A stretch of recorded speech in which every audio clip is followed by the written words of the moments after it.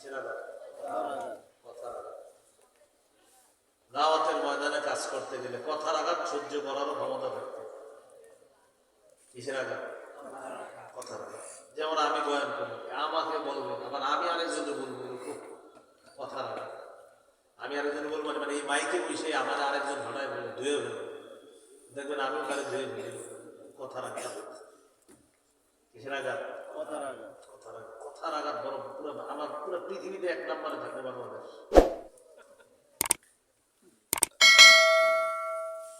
অথচ পুরো পৃথিবীতে সবচেয়ে বেশি ওয়াজ হয় কোন দেশে? এই জায়গায় দুই আঘাত বেশি। কথা কর্ম। আপনি যা বলেন হুজুর বলতে পারেন, গত 50 বছর আমি যে কাজ করছি, আমার বাপ দাদা যেটা করছে আমি সেটাই করবো, সেটা ভুল হোক সঠিক হোক, হেরা যা আপনার গেলে আমিও যাবো, আপনি এরকম পুরো একদম ইটু মাইরা বসে রয়েছে না, হইলে বলে নবীজিকে বলল মিথ্যাবাদী। মিথ্যাবাদী, নাউযুবিল্লাহ। সূরা আনআমের 34 নম্বর আয়াত নাযিল করে আল্লাহ তাআলা সান্ত্বনা দিলেন, ওয়ালাকাদ কুযযিবাত রুসুলুম মিন ক্বাবলিকা ফাসাবারু আলা মা কুযযিবু ওয়া উযু হাত্তা আতাহুম নাসরুনা লা মুবাদদিলা লিকালিমাতিল্লাহ। আল্লাহ তাআলা বলেন, নবী আপনার পূর্বে যত রাসূল দুনিয়াতে আসছে তাদেরকে মিথ্যাবাদী বলা হয়েছে, তাদেরকে কষ্ট দেওয়া হয়েছে, তারা ধৈর্য ধারণ করেছে, সবর করেছে, এক পর্যায়ে আমার সাহায্য এসেছে, আপনাকেও জাতি মিথ্যাবাদী বলবে বলে দিয়েছে। আল্লাহ কষ্ট পাবেন না, ধৈর্য ধারণ করেন। আল্লাহ আয়াতে বলেন, ইন্নামা ইউওয়াফাস সাবিরুনা আজরাহুম বিগাইরি হিসাব। যারা ধৈর্যশীল তাদেরকে হিসাব ছাড়া পুরস্কার দেওয়া হবে। কি ছাড়া? হিসাব ছাড়া। তাহলে আবুল আহমের কাহিনী থেকে দুইটা বিষয় শিখছি আমরা। কষ্টের একটা হলো কথার কষ্ট, আর একটা কর্মের কষ্ট। কর্মগত কষ্ট আসবে আপনার উপর, কথার আঘাত আসবে আপনার উপর। বিশেষ করে দাওয়াতি ময়দানে যদি হক কথা বলেন তো আপনার উপরে আঘাত আসবে অনেক বেশি। কথা আপনি যত হক কথা বলবেন আপনার জাতি প্রত্যাখ্যান করবে। আপনি যত হক কথা বলবেন এত জাতি আপনার থেকে দূরে সরে যেতে পারে। নূহ নবীর থেকে জাতি দূরে সরে গেছে 950 বছর হকের কথা বলেছে। তার কথা আল্লাহ কোরআন বলেছে, রব্বি ইন্নী দাউতুহুম কওমি লাইলা, রব্বি ইন্নী দাউতু কওমি লাইলা ওয়া নাহারা। আমি আমার জাতিকে রাতের বেলা দাওয়াত দিলাম, দিনের বেলা দাওয়াত দিলাম, রাত দিন দাওয়াত দেওয়ার পর ফালাম ইয়াজিদহুম দুআই ইল্লা ফিরারা। আমার দাওয়াতের ফলাফল হলো তারা খালি পালাইছে। আমি যত দাওয়াত দিছি তাদের পলায়ন বাড়ছে। দাওয়াত দিছি পলায়ন বাড়ছে। এখন আমাদের শ্রোতা যারা হয় তাদের মধ্যেও এই মানসিকতা হয় যে হুজুর যদি কিছুক্ষণ হাসায়, কিছুক্ষণ যদি আমাদেরকে নাচায় তাহলে থাকবো। মানে প্রত্যেকে একটা নিয়ত নিয়ে আসে যে আমি থাকবো হাসাইলে, আরেকজনে আমি থাকবো কাঁদাইলে। এরকম এক একজন এক এক নিয়ত নিয়ে আসতে হবে। এই নিয়ত কেউ করে না। হকের আওয়াজ যেই বলবে আমি সেটাই শুনবো, এই নিয়তের শ্রোতা খুব কম হবে, প্রচুর কম হবে।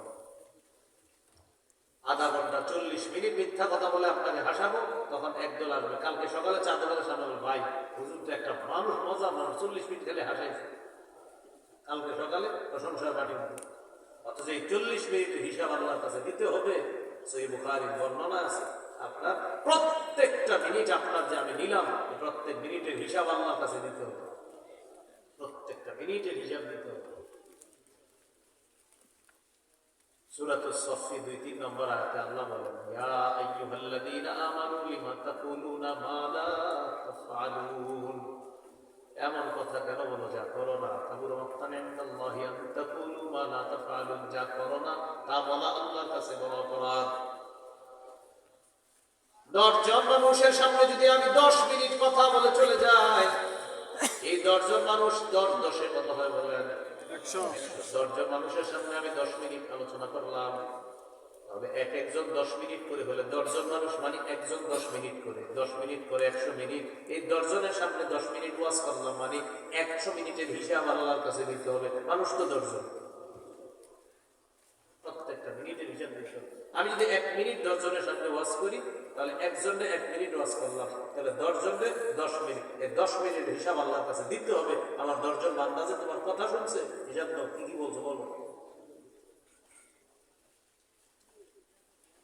নূহ নবী বলেন, আমি তাদেরকে দাওয়াত দিলাম, তারা পলায়ন করে। বলছিলাম শ্রোতা ভাই, হকের শ্রোতা হয়, হকের।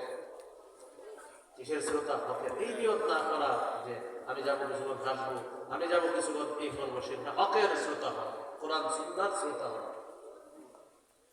আল্লাহ কথাগুলো বোঝার তৌফিক দান করেন। নূহ আলাইহিস সালাম কি বলতেছে, আল্লাহ তাআলা নূহ নবীর এই কথাটাও আছে, কুল্লামা দাআউতুহুম লিতাগফিরা লাহুম জাআলু আসাবিআহুম ফি আযানিহিম। আমি যখনই তাদেরকে দাওয়াত দিলাম যেন তারা দাওয়াত গ্রহণ করে, আর আপনি তাদেরকে ক্ষমা করে দেন, তারা তাদের 2 কানের মধ্যে আঙ্গুল ঢুকায়, না তোমার কথা শুনবো না। একজন নবী কিসের দাওয়াত দেয়? কানে আঙ্গুল, শুনবো না, শুনবো কানে আঙ্গুল।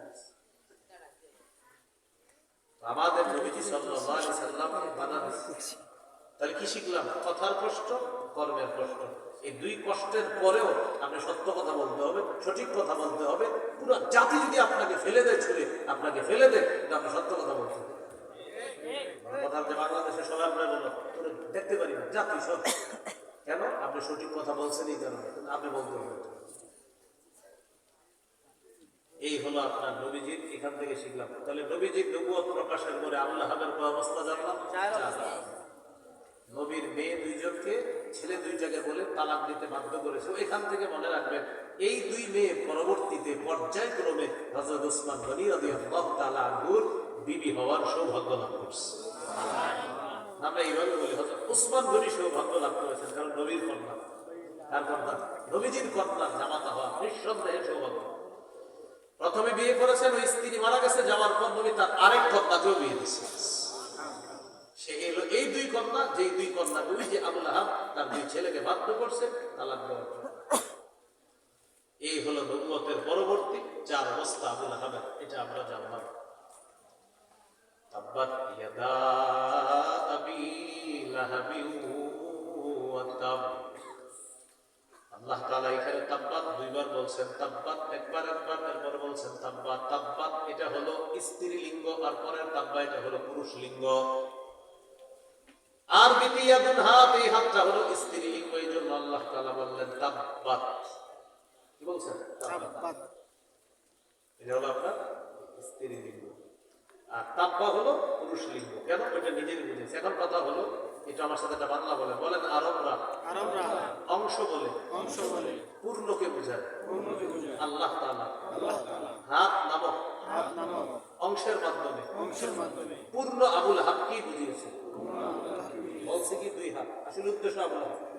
আরবরা যেহেতু এইভাবে কথা বলতো, এই জন্য আল্লাহ আয়াত এইভাবে নাযিল করেছে। আল্লাহ বলেন তাব্বাত ইয়াদা আবি লাহাব, আবুল আহাবের 2 হাত ধ্বংস, মানে আবুল আহাব ধ্বংস, তাব্বা সে নিজেও ধ্বংস। এখানে 2টা তাব্বা বলছে আল্লাহ তাআলা, মানে ধ্বংস, ডাবল ধ্বংস। আমার নবীর জন্য বদদুয়া করছে, অভিশাপ দিছে, আল্লাহ বললেন তুই ডাবল ধ্বংস। তাব্বাত এটার অর্থ হালাকা, তাসিরত বাবা আগে বলেছিলাম। এখন আসে দ্বিতীয় আয়াতে যাই আমরা।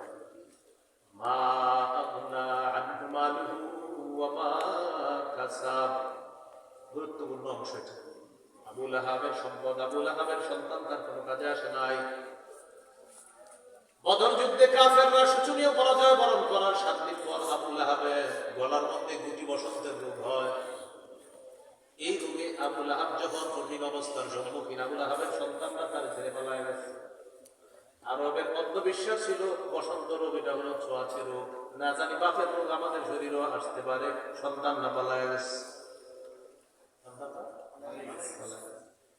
এই রোগের ট্রিটমেন্টের জন্য টাকা পয়সাও কোনো কাজে আসতেছে না, সন্তানও চলে গেল। তাই আল্লাহ বললেন মা আগনা আনহু মালুহু, তার সম্পদ তার কোনো কাজে আসে নাই। ওয়া মা কাসাব, আই ওয়া মা কাসাবা মিন ওয়ালাদ, তার সন্তানও তার কোনো কাজে আসে নাই। বসন্ত রোগের ভয়ে সন্তানরা যখন পালিয়ে যায়, আবুল আহাব বসন্ত রোগে মারা যায়। মারা যাওয়ার পর লাশ ধরে না কেউ ভয়ে, যদি বসন্ত রোগ অন্যের গায়ে যায়, 3 দিন পর্যন্ত লাশটা পড়ে আছে। 2 চা গন্ধ বের হওয়া শুরু হয়েছে। পরে আবুল আহাবের সন্তানরা এক জায়গা থেকে আসছে, আসার পর আরেকজনের সহায়তায় লাশটা মক্কার উঁচু ভূমিতে নিয়ে গেছে। করোনার সময় যেমন কোটিপতির সন্তানও বাপের লাশের কাছে যায় না, তখন হুজুর করে ফোন দিয়েছে। কি করবেন, হুজুরের জীবন তো আর হুজুর বললে বলে জানা না আমার আব্বার খবর, হুজুর আপনি বললে বলেন কত আলেমের স্ত্রী পায়ে ধরছে, সন্তানটা পায়ে ধরছে, আপনার জানেন না। এক এক আলেম 40 জন, 42 জন, 47 জন, 60 জন নাম দাফন করছে।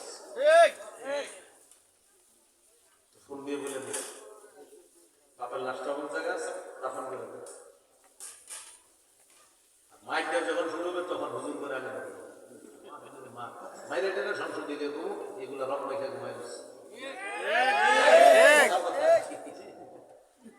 এই হলো আপনার অবস্থা। এই হলো এক জাতি, টুপি আর দাড়ি নিছেন তো আপনি বাঁচেন, আপনার যে যেমনে মন চায় বলতে থাকেন। আপনি আপনি কেন আপনার দাড়ি আর টুপি থাকবে? এই জন্য আমার আব্বা বসবে, আপনি এই কাজে লাগাবেন। করোনা ভাইরাসের সময় এটা আপনার চোখে দেখছেন, চোখে দেখছেন। আবুল আহাবের সন্তানরা আরেকজনের সহায়তায় মক্কার উঁচু ভূমিতে লাশটা নিচে নেওয়ার পর মাটি খুঁড়ছে, করার পর লাঠি দিয়া আপনার এটা ধাক্কাইতে ওই গর্তের মধ্যে ভয়ে কেউ কাছে যায় না। বড় এক লাঠি দিয়ে ধাক্কাইতে ওখানে ফেলা, মাটি চাপা দিয়ে দৌড়ে আসা চলে আসছে। যুগে যুগে জালেমদের পরিণতি এটাই। এই জন্য আল্লাহ বলেন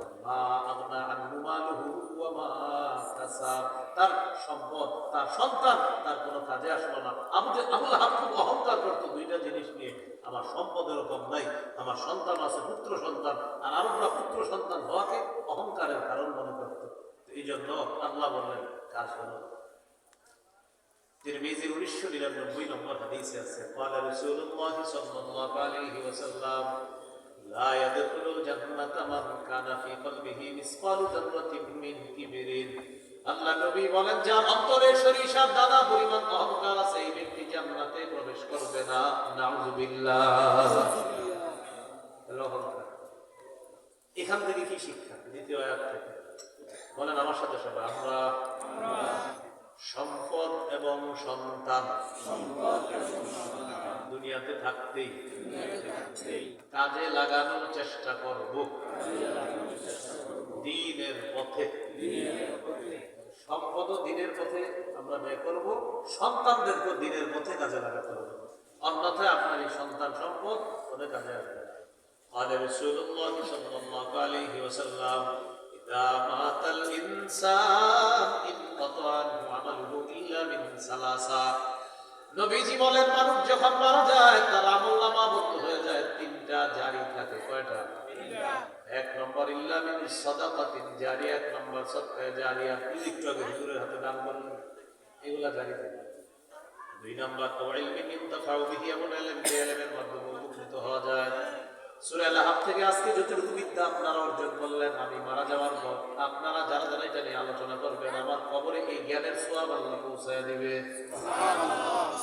ইলমিন ইনতাফাউ বিহি, যে আরিফ নামে একটা লোক ছিল আমাদের এলাকায়, বলছিল নবীর চাচাদের তিন অবস্থা।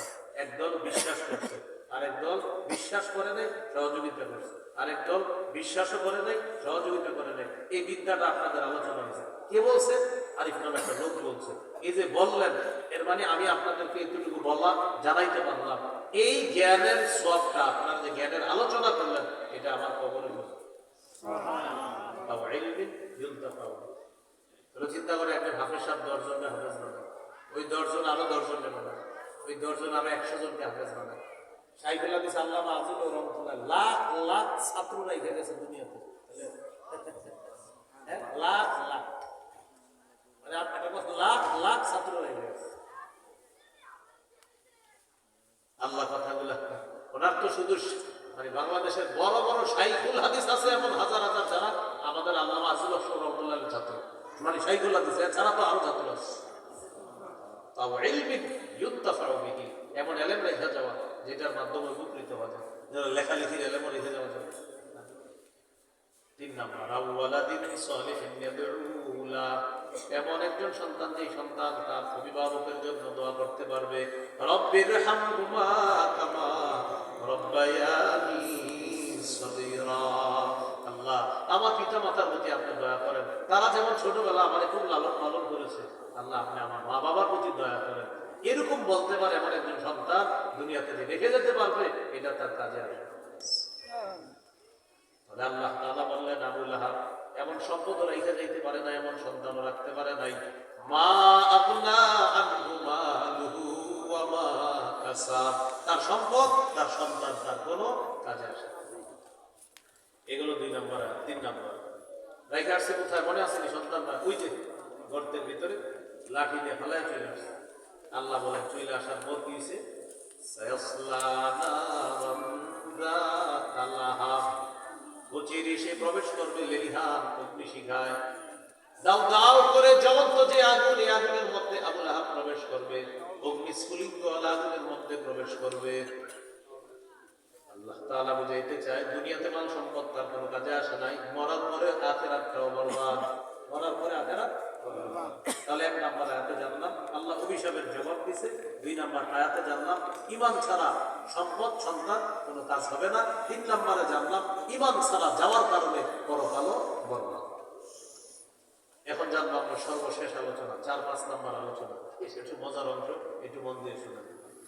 وامرأته حمالة الحطب في جيدها حبل من مسد। আবু লাহাবের স্ত্রীও প্রবেশ করবে এমন অবস্থায় যে সে কাঠ বহনকারিনী, তার গলার মধ্যে পাকানো রশি, এই রশির মধ্যে সে কাঠ বহনকারিনী অবস্থায় সে জাহান্নামে প্রবেশ করবে। এটা হলো অর্থ, অনুবাদ শাব্দিক। এবার বুঝেন, বলেন সবাই, হাম্মালাতাল হাতাব।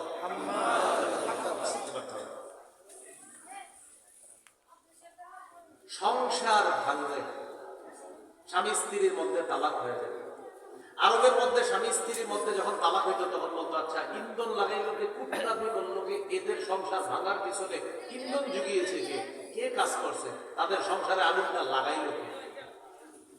তো এই সংসার ভাঙার পিছনে যে আগুন লাগায়, আগুন লাগানো হচ্ছে মানে সংসার ভাঙার পিছনে আমরা বলি না, এই সংসারে কে যে আগুনটা লাগাইলো।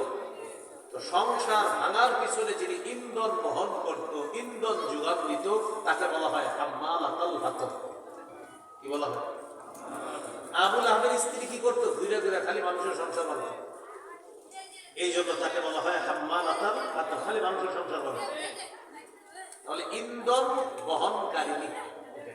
2 নম্বর, সমাজে ফিতনা লাগতো মাঝে মাঝে, বড় বড় ফিতনা। আচ্ছা, এই ফিতনার পিছনে হিডার লোকে, ফিতনার পিছনে আগুনটা কে লাগাইলো, এই ফিতনার পিছনে ইন্ধনটা কে যোগান দিল? আবু লাহাবের স্ত্রী। সমাজের মধ্যে খালি ফিতনা লাগাইতো, আর সমাজে ফিতনা সৃষ্টিকারিনী কেউ বলা হয় হাম্মালাতাল হাতাব। তাহলে একটা হলো সংসার ভাঙার পিছনে ইন্ধন যোগানদাতা, ইন্ধন বহনকারিনী। আরেকটা হলো সমাজে ফিতনা লাগানোর ক্ষেত্রে ইন্ধন বহনকারিনী, আর এই সেই ইন্ধন বহনকারিনীকে বলা হয় হাম্মালাতাল হাতাব। 3 নম্বর, আবু লাহাবের স্ত্রী ধনী মানুষ ছিল, কোনো সেবক সেবিকা রাখতো না, কারণ বেতন দিতে হবে। এই জন্য কৃপণতা করে নিজেই বাগানে জঙ্গলে যাইতো। যাওয়ার পর ওই গলায় পেঁচানো পাকানো রশি দিয়ে কাঠগুলাকে এই রশির মধ্যে বেঁধে সে নিজেই নিয়ে আসতো, বহন করে নিয়ে আসতো আইনা, ওগুলা দিয়ে রান্না করতে। কারণ সেবক সেবিকা রাখলে আমার বেতন দিতে হবে, এই জন্য বেতন না দেওয়ার জন্য কৃপণতা করে সে নিজে আপনার ওই জ্বালানি এগুলা বহন করে আনতো। জ্বালানির আরবি হলো হাতব, কাঠের আরবি হলো হাতব। হাম্মালাতা মানে বহনকারী, তাহলে হাম্মালাতাল হাতব, জ্বালানি বহনকারিনী অথবা কাঠ বহনকারিনী আবু লাহাবের স্ত্রী। তাহলে একটা হলো সংসারে ইন্ধন বহনকারিনী, আরেকটা সমাজে ফিতনা লাগানোর পিছনে ইন্ধন বহনকারিনী, আরেকটা কাঠ বহনকারিনী অথবা লাকড়ি জ্বালানি বহনকারিনী আবু লাহাবের স্ত্রী। সেও প্রবেশ করবে জাহান্নামে। কেমন অবস্থায়? ফি জিদিহা হাবলুম মিন মাসাদ, গলার মধ্যে পাকানো রশি থাকবে। এটার একটা ব্যাখ্যা হলো এই পাকানো রশি দিয়ে জঙ্গল থেকে কাঠ বেঁধে এই কাঠ বহন করে সে বাসায় নিয়ে আসতো।